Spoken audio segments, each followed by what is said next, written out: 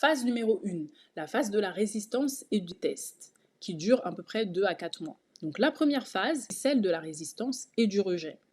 Au début, il est très probable que votre épouse rejette tous vos efforts. Elle pourrait être froide, distante, voire hostile pour vous tester, car elle se méfie de vos intentions. Vous allez probablement faire face à des interactions tendues, où elle peut exprimer son scepticisme ou de l'agacement. Cela peut être décourageant, je le sais, mais cette réaction est normale. À ce stade, elle ne croit pas encore en vos changements. Vous devrez tenir bon malgré les moments difficiles et les doutes, car la confiance ne se rétablit pas du jour au lendemain. La phase 2, la phase de méfiance et de curiosité. Cette deuxième phase, qui dure 2 à 3 mois, montre une petite évolution. Même si votre épouse reste méfiante, elle commence à prêter attention à vos efforts. Elle observe sans forcément le dire, cherchant à voir si vos changements sont sincères. Même si elle reste réservée, vous pourriez remarquer des signes de curiosité et des moments un peu plus calmes. Cependant, ne vous attendez pas à un changement radical à ce stade. Elle est encore sur la défensive et testera votre constance. C'est une phase où chaque petit signe de progrès compte, mais il faut rester très patient. Phase 3, espoir retrouvé. La troisième phase, également de 2 à 3 mois, est celle de l'espoir retrouvé. À ce moment-là, vous commencerez à voir plus d'ouverture de la part de votre épouse. Votre épouse sera plus réceptive à vos gestes, mais elle sera encore prudente.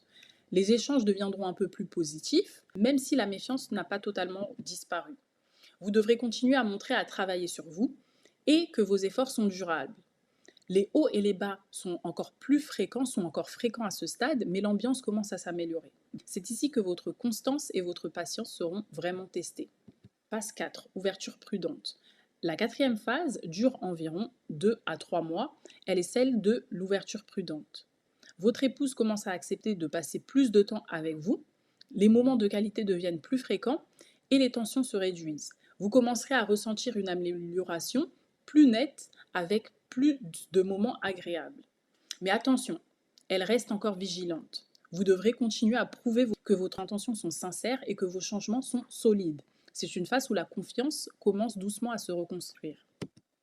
Phase numéro 5.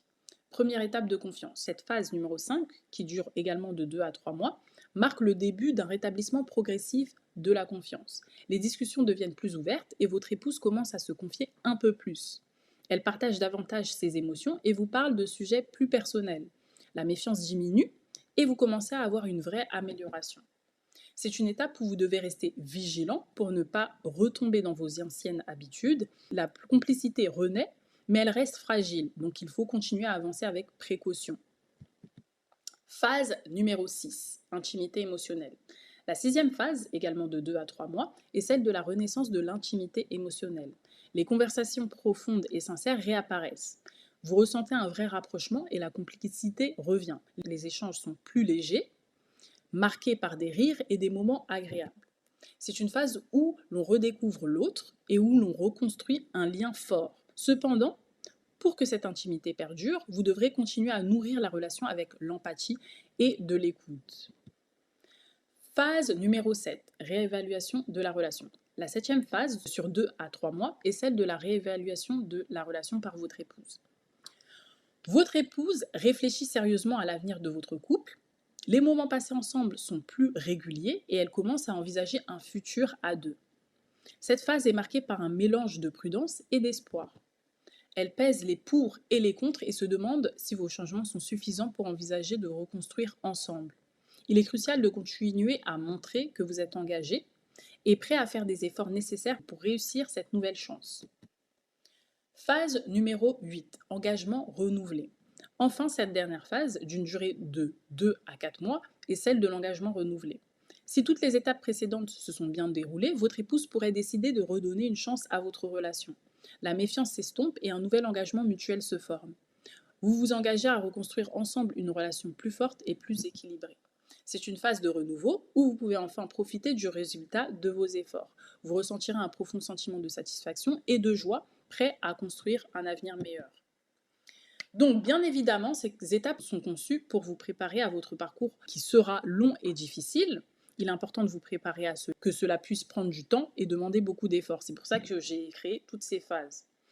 Maintenant, si certaines étapes se passent plus rapidement ou sont moins compliquées que prévu, c'est une bonne chose, puisque je ne suis pas médium. J'ai essayé de faire le parcours le plus long, de créer le parcours le plus long, mais selon votre situation, vous avez tous une situation unique, donc peut-être que le parcours sera plus court. Et dans ce cas-là, tant mieux. Ou s'il y a certaines phases qui sont complètement éliminées, tant mieux. Donc mieux vaut être prévenu.